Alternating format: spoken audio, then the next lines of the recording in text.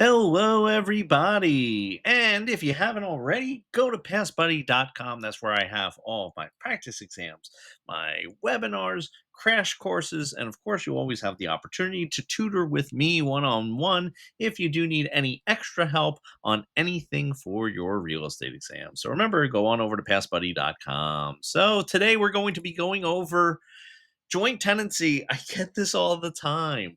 What is joint tenancy? Can you explain it? So I'm going to do a simplified version of, well, as simplified as I can, of joint tenancy, what it is, and what you need to know for your real estate exam, and where students get tripped up. And I think that's really the biggest thing, is where students get tripped up. And I'm going to try to anticipate where you might get tripped up. So let's talk first and foremost about what the definition of joint tenancy is. So joint tenancy is a way for two or more people, not entities, so not companies, to jointly own property where each owner has an equal share of the ownership, and it passes automatically to the surviving owners when one of the owner dies. Okay.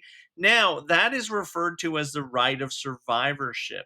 It allows the surviving tenant to avoid the probate courts, for it to go through a will and all those things through descent and distribution. So basically, it is what I refer to as a poor man's will. So if you own a property as joint tenants, it's a situation where it will automatically pass. And that's what we call the right of survivorship. So a lot of people get this confused because they think that the right of survivorship is your right to will something to someone. So it's like, I own something, therefore I have the right of survivorship and I can will it. Nay, nay. That's not how it works, because think about this. You ready?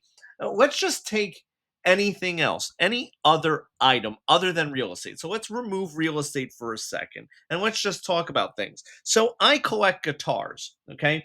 For those of you interested, I collect American bass guitars. So I have a nice big collection of American bass guitars. Now, if I pass away, and let's say my son has no interest in my bass guitars, but my best friend, okay, my best friend JJ absolutely loves my bass guitar collection, and I want to will my bass guitar collection to JJ. I want him to be able to play them, to enjoy them.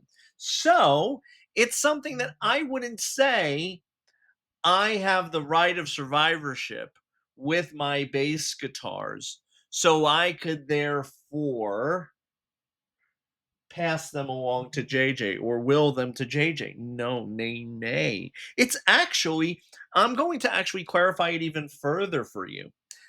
I want you to think of what it's actually saying. It's the right of survivorship. The right of survivorship is held by each of the individual owners in joint tenancy when they are the surviving owner.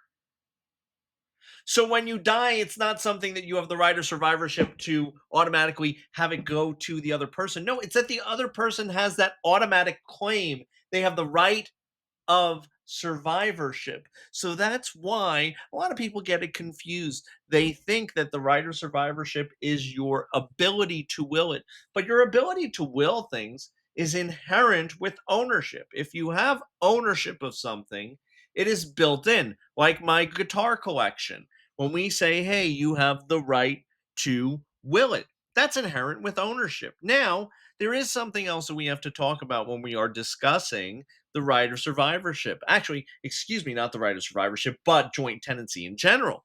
That is that there has to be the unity of time, title, interest, and possession. The unity of time, title, interest, and possession, or as the acronym might go, TTIP, okay, or some of you might know it as PIT, PITT. This is a necessity for you to create joint tenancy. If you do not meet all of these, not some of them, all of them, then you cannot create joint tenancy. And it is the unity of each one of these. So we'll start with the unity of time. It says that all tenants must receive their interest at the same time. So it's a situation where if I were to, let's say I own three houses, okay? and one of them I lived in. Let's call that house A. And I meet a lovely young lady, and I say, "Oh, young lady, I would like for you to come and own house A with me and live in it with me. And I want to put this lovely young lady on house A's title. I want her to have a piece of the ownership. We're not married, we are just simply living together, having a grand old time. I want her to be on the title." Well, it's a situation where I can, but we cannot be joint tenants. We could be tenants in common, which we'll discuss in another video more in depth.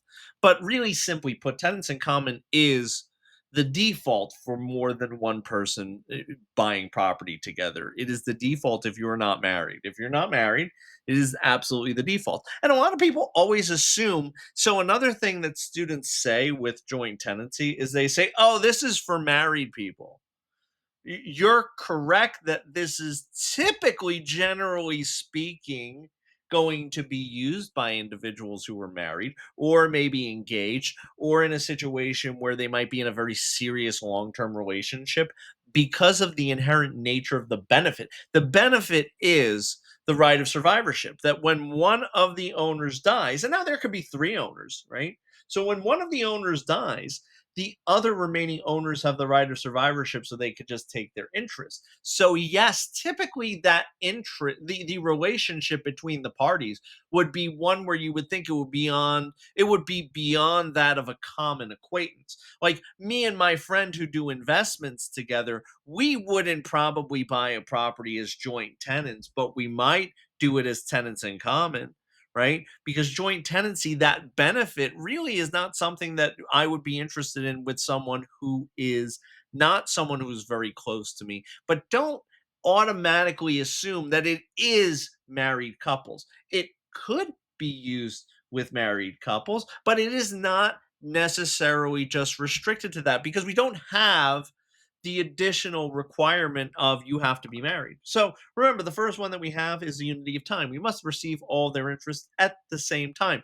And now, also, another side note that I want you to note here, because we talk about joint tenancy, tenants in common, you're probably getting confused because you think of the word tenant and you think of a rental. Okay. In real estate law, legal ease, a tenant is an owner. A tenant is an owner. So when we're talking about joint tenancy, we're talking about joint ownership. Tenants in common, owners in common. Think about it. It actually makes more sense when you think of it that way. So you need to actually suspend that because we're talking about the legal ease here, okay? The way that we would legally speak of this. And I know that is confusing, but I think it helps when you understand and address it head on that that's where some confusion might lie. The next one is the unity of title.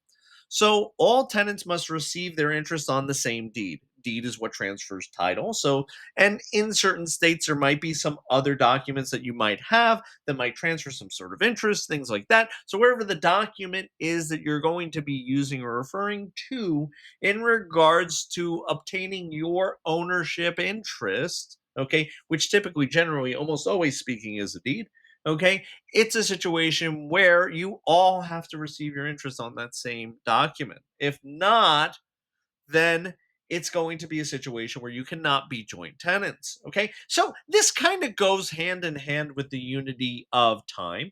Okay. But it just kind of further solidifies and says, hey, if there is a document that we have that's going to be transferring your interest, you need to all receive your interest on the same deed.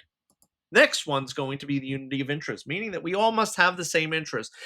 Basically, what happens is they would refer to it as an undivided interest in the property, meaning that we couldn't figure out what portion is yours, what portion is mine, what percentages that you have that I have. It's just basically we all own the property.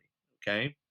And the last one is that all of the tenants or owners must have equal rights to possess and use the property. So no one can be restricted. It must be a situation where everyone has the same interest as the other has or the others. Now, you'll commonly see things on the exam where they'll give you scenarios, and those scenarios are going to change in regards to something happens. Like, let me give you an example. A, B, and C own a property as joint tenants. Okay. So you could see here they have met all the requirements. And we're making this assumption because if they have taken title as joint tenants, they have met the requirements, right? So it's a situation where A, B, and C own a property as joint tenants. Now, let's say that C passes away. Well, now we just have a situation where A and B would own the property because A and B both have the right of survivorship. So C's interest would just dissolve into A and B, right? And then, of course, if we took it a step further and we said A passed away, then B would own it by themselves, right? So it's a situation where basically what you have here is A and B owning it by themselves, but still joint tenants, okay? And they still have the right of survivorship. Now, something to keep in mind when we're talking about joint tenancy is you can have multiple different ways that people have taken title to a property. Like, let's give the example where A, B, and C are joint tenants. So, same as we had just now, but C transfers their interest to D. Maybe they sold it, maybe they did whatever the case may be. Now, D, as you can see by my lovely coloring, is a tenant in common. They are something totally different.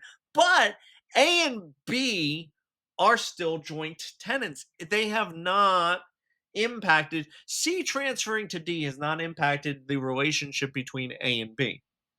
That still stays the same. So if A were to pass away, they would get B's interest. And then B and D would just be tenants in common, and vice versa. So it's a situation where when you own something as a joint tenant, you can sell your interest. You could do everything but will your property because when you again pass away, the surviving owners automatically have the right to your interest. That is the right of survivorship. So I hope that did help you out. And remember, hit that like button, hit subscribe if you haven't already. And also check out passbuddy.com. And I will see all of you real soon. Have a great one, everybody.